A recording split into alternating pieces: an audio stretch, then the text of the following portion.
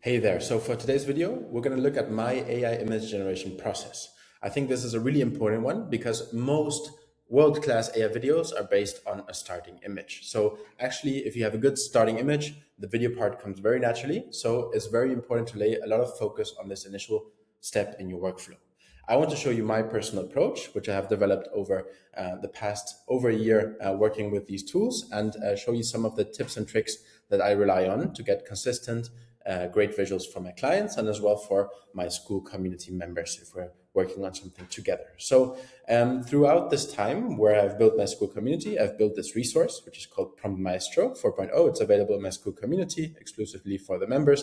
And I wanted to show you what it looks like and how it works, as well as showing you the results it produces. So this is already the 4.0 version. So this GPT has quite some iteration behind it. And basically what it is, it's a custom GPT, meaning that it takes an OpenAI model and thinks along a very specific direction. So in this case, it's trained on all of the different photography and film knowledge it may need. So for example, how lighting behaves, what camera and lens setups do, composition rules, these type of things. So it has extensive knowledge on film and photo, and at the same time it has extensive knowledge on all of the different tools out there in the market. So it can write prompts that are specific for Midjourney, for Nana Banana, for Seedream, any tool that you like to use. This is because all of the different tools have different prompting syntaxes and different prompt preferences that you have to adapt to get the most consistent and good results. And this is exactly what this Prompt Maestro GPT does. So let's dive straight into it and show you how it works. So the nice thing here is that it's there to work with you. It's a sort of assistant that you can use to exchange ideas, to refine your concepts, and keep working on your images. So just to show you an example, in this case, we want to make an image. So we're going to click here, this button, and we're going to wait for the GPT to guide us. So it's trying to collect all of the necessary information it needs to get a world-class prompt for our idea.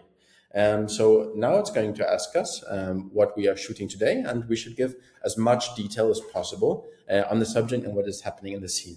Of course, for this demo's sake, I'm not going to type a huge paragraph, but just so you know, the more detail you give, usually the better it works.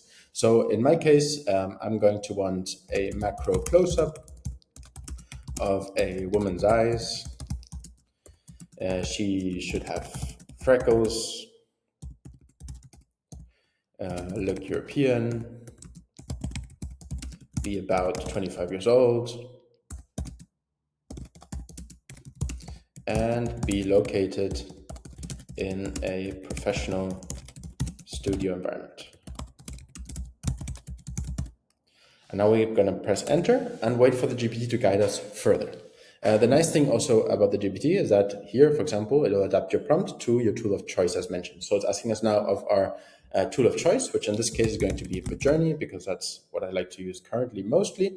And it's also asking us for the aspect ratio, right? Do we want something vertical, square, horizontal? In this case, we're going to go for 16:9, which is horizontal, and press enter.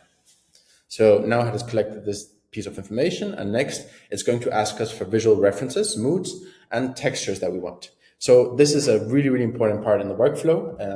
Don't really skip it, and it's especially important to give a good reference. AI works amazingly with references. References can be a photographer, a movie, a certain style, a certain art type. So something that gives a prompt a specific framework that it can double down. So in my case, I can say even the nice thing about the GPT is I'm not sure about references. I can say I want something film and black and white. Can you show me some options? This is, of course, if you're not sure what you're creating. If you already know your reference, you just say it and the GPT will adapt it. Then I'm going to say I'm going to leave the textures for after we have decided on the style reference.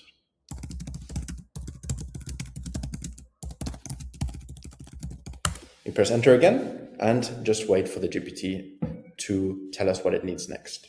So now it's going to show us some options also with images, which is pretty nice. So we have here the high efficient editorial, the look and feel it represents.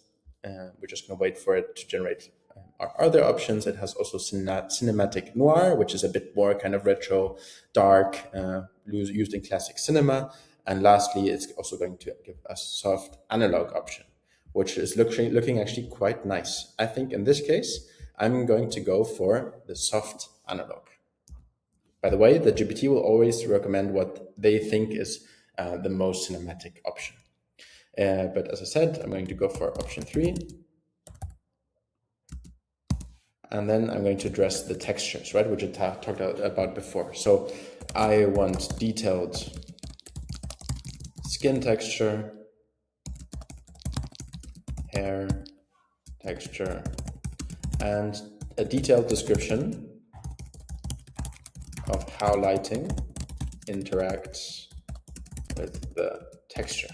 So this is a really, really key phrase that you should pretty much put in all of your image prompts. So texture and lighting really make and break an AI image in my experience.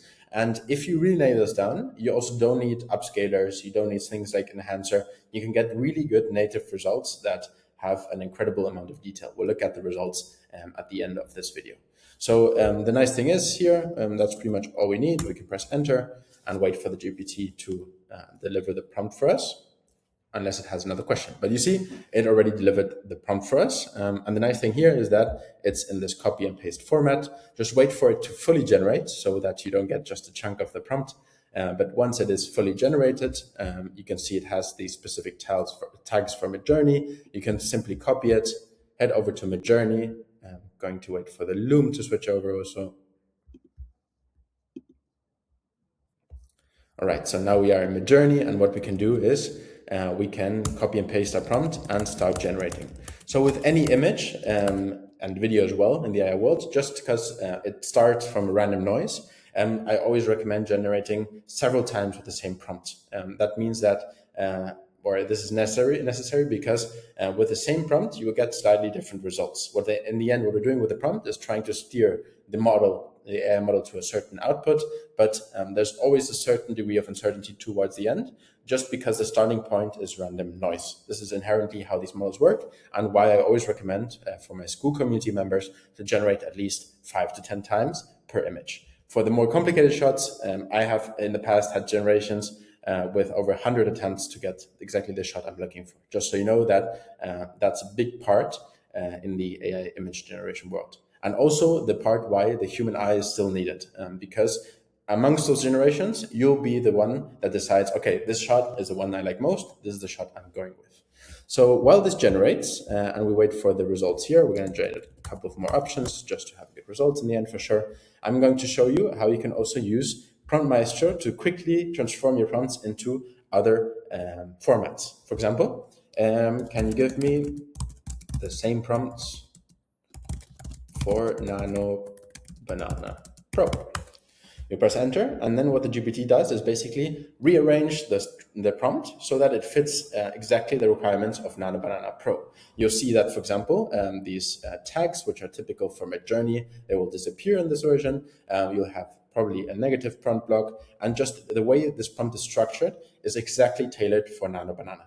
You can do the same for Seedream, for Z Image. This GPT is trained on all of the intricacies of the tools out there. And furthermore, I constantly update it. So it's really a working resource that is very useful for my community.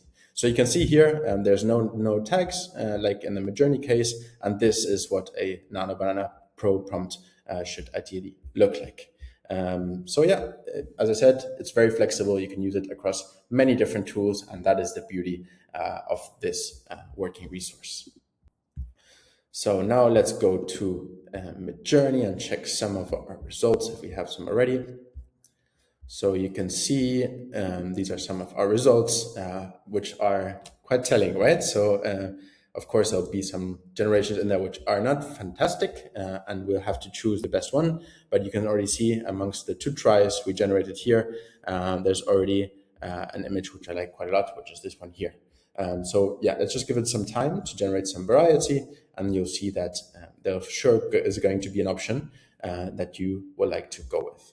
So yeah, all in all, this is Prompt Maestro. This is one of the GPTs that we have available in the school community. And if you're interested, there is a free trial available to my community. So you can pop in, try out the GPT, and let me know what you think. And of course, I'll be happy to guide you inside there as well. So yeah, this is really, really exciting. I really like this resource, and I use it for every image generation process I go through.